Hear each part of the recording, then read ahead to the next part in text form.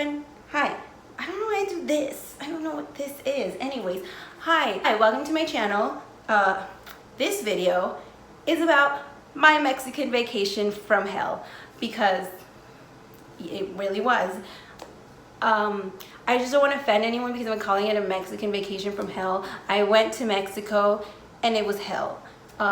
But I'm Mexican, so I don't want people to think like, oh, and she's just like a racist and that's why she didn't like it. Like, no.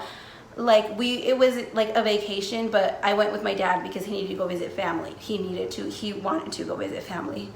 So yeah, let's get started. I don't know how to do this. I've never made a story time video before.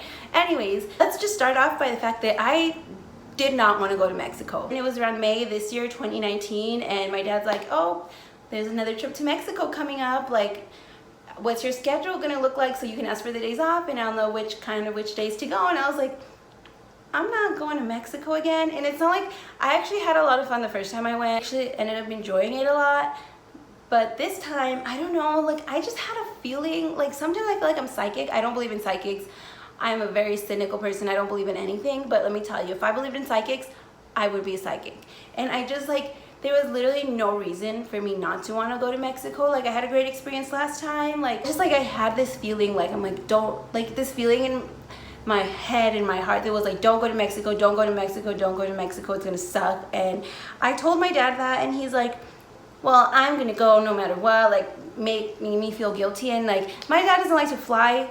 He wants to drive because he likes taking stuff to his family, and it's like a 16-hour drive to get there. So like, driving there was okay, it wasn't bad. I mean, it still sucks, you know, but everything was fine, except it wasn't, because I was just around adults and little kids. And I got to my grandma's house. It was fine. I love my grandma. She feeds me all the time. Everything's good.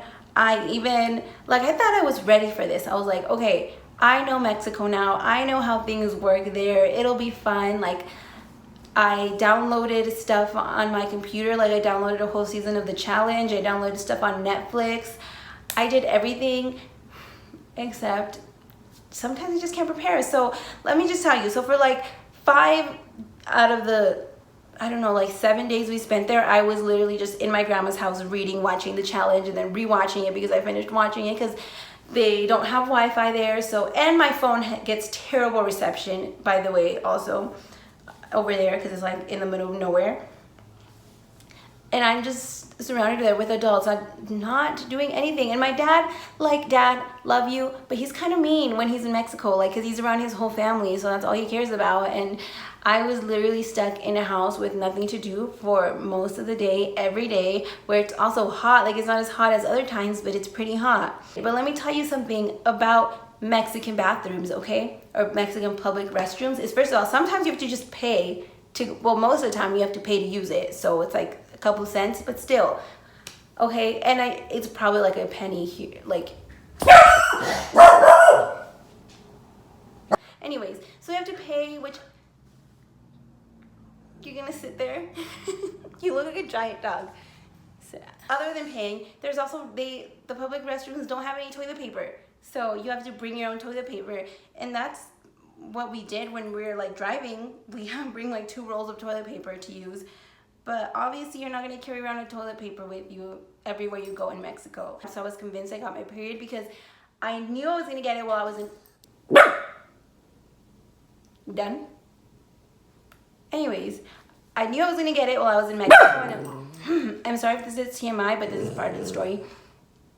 And I was really worried about that because, like, girls, you know, periods kind of take up a lot of toilet paper. I mean, you just really want to be in a place where there's toilet paper just in case for anything. Luckily, I didn't get my period. And then let me tell you this part too. So I take some medication, some antidepressants and some anxiety medication, whatever. And I took them with me in my bag. And when I miss, like, I can go a day without taking it and I'll feel fine. Once I miss 2 days, like, I start getting really dizzy, and so I couldn't take them. Want to know why? Because for some reason, these child-proof containers have a child-proof cap opened. both of them opened in my backpack, and guess what? These pills look exactly the same and I can't tell the difference. So I had to just be taking one pill a day. So there was either one pill that there was one pill that I was missing every day, but I didn't know which one it was. And obviously I couldn't take two, because what if I took two of the same one? I don't know what the fuck's gonna happen if I do that. So I was dizzy like most of the time, because that happened on the second day when I looked in my bag, and somehow both pill bottles with childproof caps opened and spilled inside my backpack, and the pills looked exactly the same. So that was fun. I was dizzy all the time. Yeah. Anyways, let's fast forward to when we're leaving, because I think that's when shit really hit the fan. Everything that I recorded before is like minor details. Let's fast forward to leaving Mexico. So it was my last day in Mexico. I was so excited. I literally made a countdown because I was just having a bad time. It's the last day. My countdown is finally counting down to when I'm leaving, and I pack everything. Fast forward to 3 in the morning. That's when I'm leaving. My dad's coming to pick me up, and I'm just waiting for him. I'm on my phone, and I take a Snapchat, like a selfie of me, and it's like me looking all happy, and I caption it, just waiting for my dad to pick me up so we can go home. Except when I'm about to post it, I think, should I post this? I'm like, if something happens on the way, I'm gonna look so stupid. I don't want to jinx it. Maybe I shouldn't post this. Like, I'm like, I'm so happy. Like, no one has to know how happy I am to leave. Like, I just kept thinking, I was like, if something happens, I'm just gonna look so stupid. So maybe I shouldn't post this, but I posted it. And I should have, I mean, I don't think me posting it had anything to do with it, but see, like, I just had this premonition, like I knew something was gonna happen. But finally we leave, we say goodbye to everyone. The first time I went to Mexico, saying goodbye to everyone was so hard. I got back to my grandma's house where I was staying and where I stay, and just cried so much and was like, oh, I love everyone here and I'm gonna miss Mexico. This time I was like, see ya later, alligator. I don't wanna be here anymore. And we're finally on our way. And last time my dad said, he's like, you slept the whole ride, like try to stay awake for me a little bit, at least until the sun comes up so I don't fall asleep. So I'm doing that for him. He's drinking Monster and I'm eating a shit ton of hot Cheetos. Anyone who knows, I love hot Cheetos. Like, my fingers are like permanently stained red from all the hot Cheetos that I eat. There's literally a bag of hot Cheetos right behind my phone, right there on my couch. Anyways, I'm eating hot Cheetos, drinking water, doing my thing. Also, I forgot my little pillow. I had a little travel pillow and I forgot it at my grandma's house. Just more bad things, right? Everything's good. And let me just tell you, there's this part of the road that my dad really just hated. It's, cause Mexico, man, I don't know what the fuck they're doing there, but last July when we went, there was this, like, a 5-mile stretch of road that they're working on. That's basically just, it's like supposed to be the highway, like international, interstate, like Mexico highway, but it's literally just a really poorly maintained dirt road, because on the side they're working on doing the real thing. But I don't know, I guess they've been working on it for 3 years, now 4, because this year is still like that. And it just gets even worse, because last year wasn't bad. This year you have to go like 25 miles per hour that whole stretch, because there's rocks, there's so much stuff and everything. So, and my dad, the whole time we were in Mexico, and people would be like, oh, how was the trip? How was the drive? He'd be like, it was fine. But then he'd bring up that road again. He's like, ugh, but that road, I hate that road. Like, what are they doing? How long does it take to fix that road? It's been like this for years now and stuff. And then, like, we finally got to the dirt patch, and my dad was like, oh, here we go again. And I was like, man, I'm gonna take a nap. Like, I'm done with these hot Cheetos. I'm gonna take a nap. And then my dad was in the middle of a sentence, and I can't remember. I don't know what the fuck, but I can't remember. I just know it's nothing bad. Nobody was hurt. But like, there was a bus coming, like a passenger bus that was huge, like a tour bus, but not a tour bus. It's just full of passengers coming, and right in the middle of the fucking road, because it's not even a road, there's just like a giant pile of dirt with a giant fucking rock on top of it. And my dad really can't go this way because there's just more fucking dirt and rocks over here. And then there's a giant fucking tour bus over here. So, like, we just didn't see it coming. We were distracted, but also, like, out of fucking nowhere that comes, like, at least have a sign, right? But they don't. And so my dad has basically no choice but to go over it. And I don't really know, we were just talking, all of a sudden the car starts going like this, like I thought we were gonna flip this way because it goes like this, everything moves. We were going in a Ford Explorer, and it was just, the back was just filled with like 10 fucking blocks of cheese, like 10 fucking pounds of beans, like my suitcase, his suitcase, all kinds of random shit there. Like it was all filled. You couldn't even see, like if my dad really wanted to go look through the rearview mirror, he couldn't. And everything's just shaking. I think one of the suitcases almost comes to the front seat, and then we like stop, and suddenly everything's okay. We're like, oh, everything's fine. We didn't crash. We didn't hit the tour bus. Everything's good. And my dad's like, okay. Like, you could tell he was scared. He's like, okay, everything's good. So we drive for like maybe like 30 seconds, and that suitcase is like about to come to the front. So my dad's like, let me pull over and fix it, and just I'll check also the hood just to make sure everything's okay. And I was like, okay. So he fixes it and he goes, and I'm just like, please Lord, please let this be okay. And by the way, it's probably like 4 o'clock in the morning, so it's still dark as fuck outside. And like, I'm like, please let it be okay. We're probably like an hour or 2 hours out of where we were visiting, where we were staying, where our family is.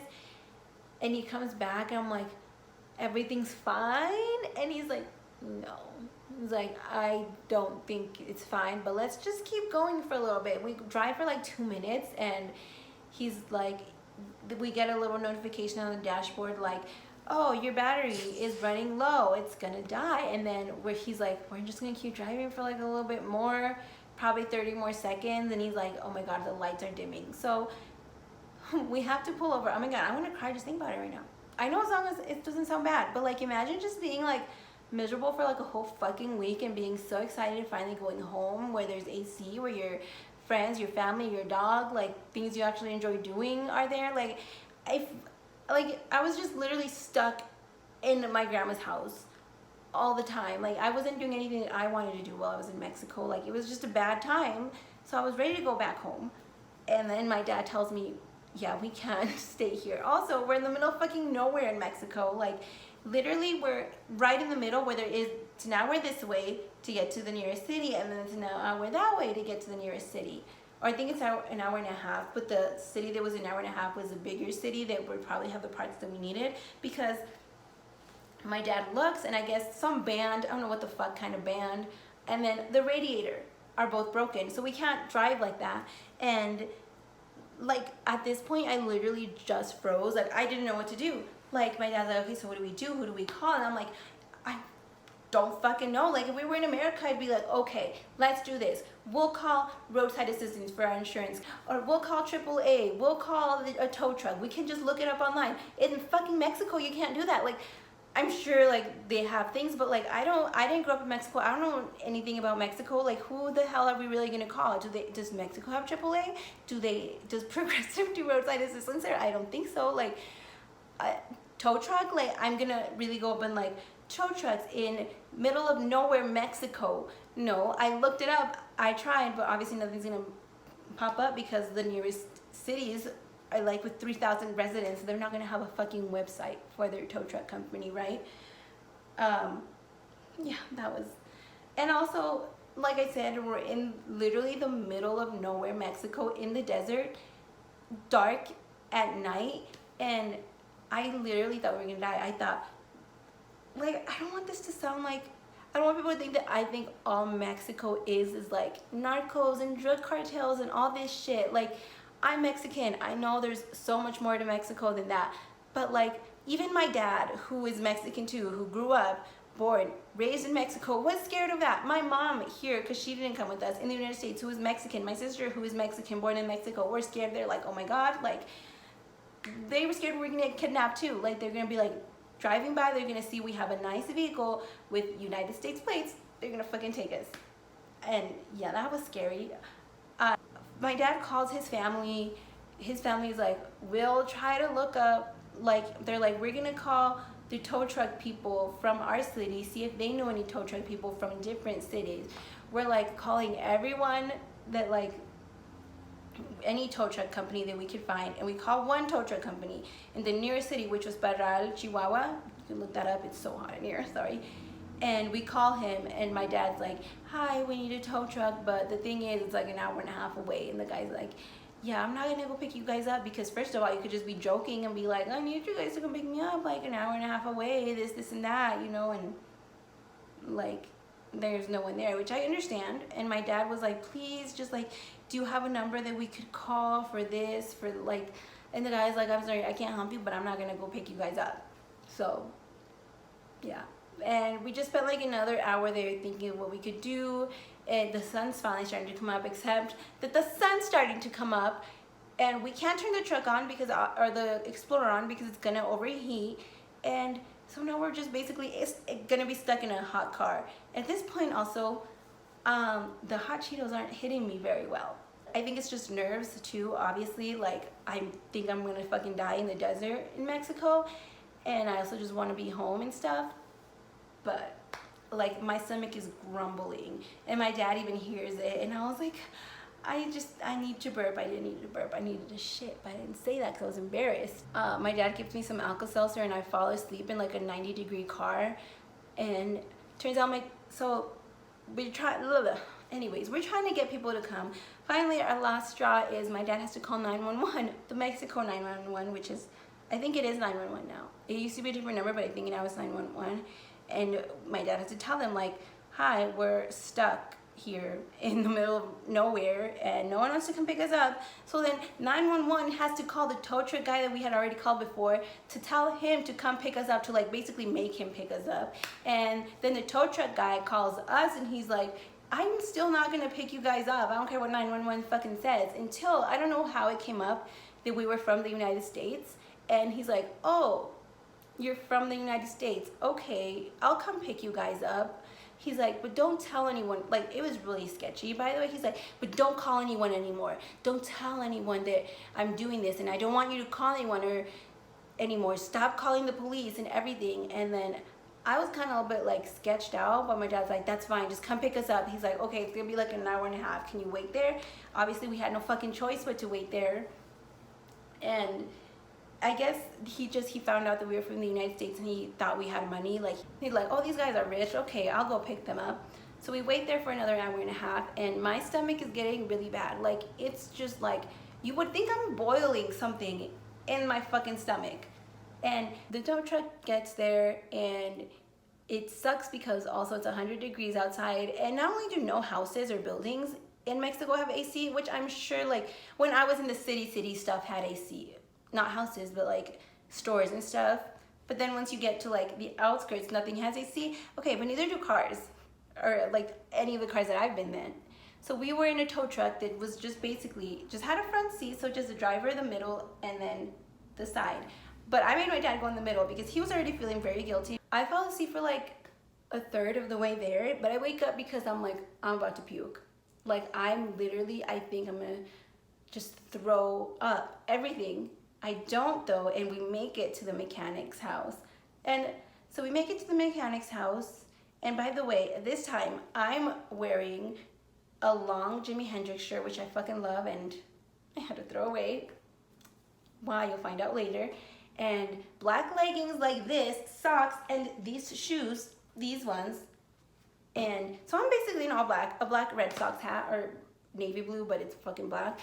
And the mechanic shop is just all outside. There's nowhere to sit. There's no shade, so the sun is just fucking blaring down on me, and I can't be in the car because I think that'd probably just be worse. We finally get there, and they're looking up, and they're looking at the car, and they're like, yeah, we need to get you a radiator and a new band. They're like, let's call AutoZone. They call AutoZone, and they're like, oh, they do have this band. They're like, the radiator is gonna take like 4 days to get here. And I'm just like, I cannot be in Mexico for more days. I can't do this. 4 fucking days more in Mexico, I will literally go insane. And once they say that, like, I'm like tearing up, and my dad's like, no, it's okay, well, it's gonna be okay. And then he convinces the mechanics, he's like, can you just drive us around to all the radiator shops here? We're gonna go to the, what's it called?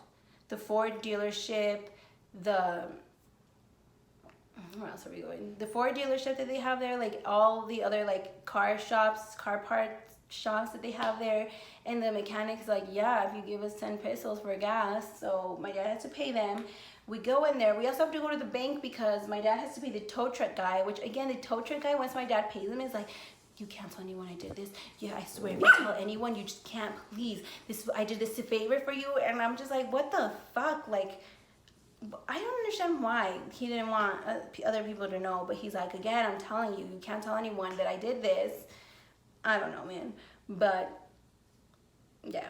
So finally, we're in the mechanic's car, and I'm gonna be honest, it's a shitty car. Again, no AC, and we're driving around, and it's so hot, and I'm just popping Tums because at this point I feel so sick, and I'm like, I don't have anything else. Like, what the fuck else do I have? So I'm literally just popping Tums, anything that will make me feel better. And we go around the town, the city, to the different mechanical shops, whatever. And I just remember my mom calling me, and I like thought I was gonna pass out. Like, my dad says that all he remembers is me just like leaning on him and like falling asleep, but I don't remember that. And he said that he would feel so sorry for me every time I would do that because I just looked so sick. And like, I just remember my mom calling me, and I'm like, Mom, I'm gonna have to call you back later because I don't know what the fuck's going on. And at this point, I thought I was having a panic attack because that's what happens. Like, and the next thing I know, I'm throwing the fuck up inside, everywhere, inside the mechanic's car. Yup, everywhere. And I'm looking for like, do they have any bags? They have one tiny little styrofoam cup with Coke in it, in the cup holder, and I'm trying to like reach over the window and throw up, and my dad's like, what's going on, and I can't tell him that I'm puking my fucking guts out. And finally we come to a stop, so I'm opening the door and throwing up, and guess what, my throw up, sorry, the door is over here, so that's what I'm saying, I'm like, ugh, throwing up. Anyways, my throw up is all red because all I had to eat that day were those hot Cheetos that I was really enjoying on my happy way home from Mexico, where I thought everything was fine before my life had turned upside down. But it's all red, and it's all over me, it's all over my shirt. My dad finally gives me the tiny little styrofoam cup to throw up in, which by that time I already puked all my guts out, I thought, but no, then I threw up again at another stoplight, and then I almost fell out of that car because they kept driving and I was still throwing my guts out. Then this is gonna be TMI, but I shit my pants too. I shit my fucking pants. Every single time I would go, ugh, it came out of both ends. I'm so attractive right now, and I'm sure I was so attractive then. But that's the truth. That's what fucking happened. I shit my pants, and it happened like so many times. Like, I was just done. I thought I had thrown up all the hot Cheetos possible and shit all the shit out possible. It just kept coming. And when I'm saying every time I'd go, ugh, it would come out of my butt, it would. Sorry, I literally think I had heat stroke. I don't know what the fuck, but so after I finally finished throwing up, I'm just fucking cry. I just break down. There was a little old man, which is the mechanic's dad, was in the front seat, and he was like, ay, la niña, pobrecita está mala, which he's like, oh, the poor little girl is sick, which I probably did look like a little girl because I was wearing makeup, because my parents tell me, don't look at all attractive, don't wear any revealing clothes because you don't want to get kidnapped in Mexico. So if I have any wrong ideas about Mexico, it's my parents who are telling me that, okay? But I don't know. Anyways, which is why I ended up wearing all black and why I probably got like heat stroke, but whatever. So I'm just crying, and my dad's like, it's okay, you go to the bathroom, you get cleaned up. And I was like, no, Dad, it's not okay. He's like, yeah, we'll just get you a new shirt. And I was like, Dad, I pooped too. And he's like, oh, you did? I was like, yes, Dad, I shit my pants too. So my dad has to go to the Explorer, get just random clothes and then get me new underwear too out of my bag, and I have to go back upstairs to the mechanic's house because his shop was at his house, and change. And I had to throw away my favorite Jimi Hendrix shirt, my favorite leggings, and my favorite, well, it wasn't my favorite pair of underwear. It was pretty good, perfectly fine pair of underwear, and I had to throw it all out. And now they're just sitting at a random landfill in Mexico with shit and red throw up on, because the throw up was red. It stained my skin red because I threw up all over my hand.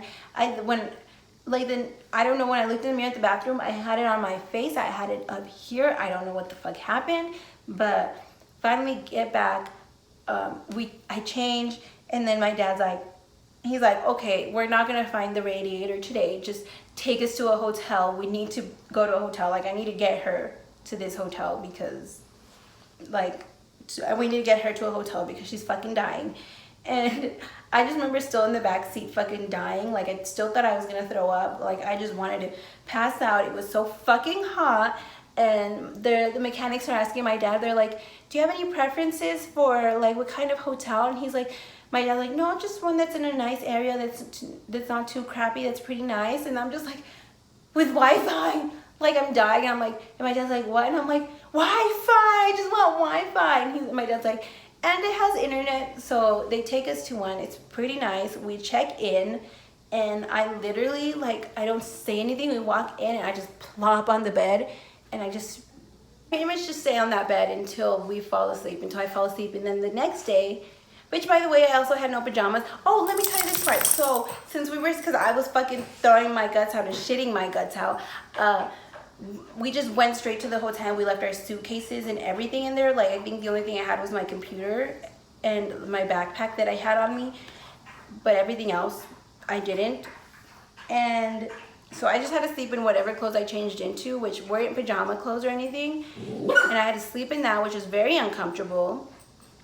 And the next day, I wake up and I feel wet, and I thought, oh, I shit my pants again, or I peed my pants, which honestly at this point, peeing my pants is actually the better option and way less embarrassing than shitting my pants again. But no, I wake up and remember that period I was supposed to get?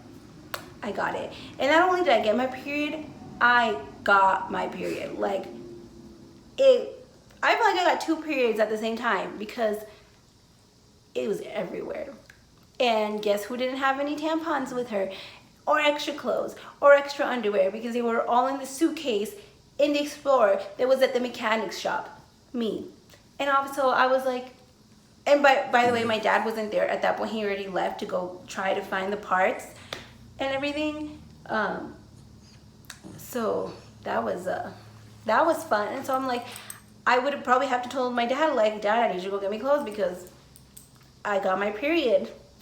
But I had to just wait there for probably like 2 hours. Luckily, I didn't have to tell him that I had my period because he came back, he brought the suitcase, and I was like, uh-oh, Dad, why do you have the suitcase? And he's like, yeah, the radiator is not coming back till tomorrow. So guess who was gonna spend another whole extra fucking day in Mexico? I was.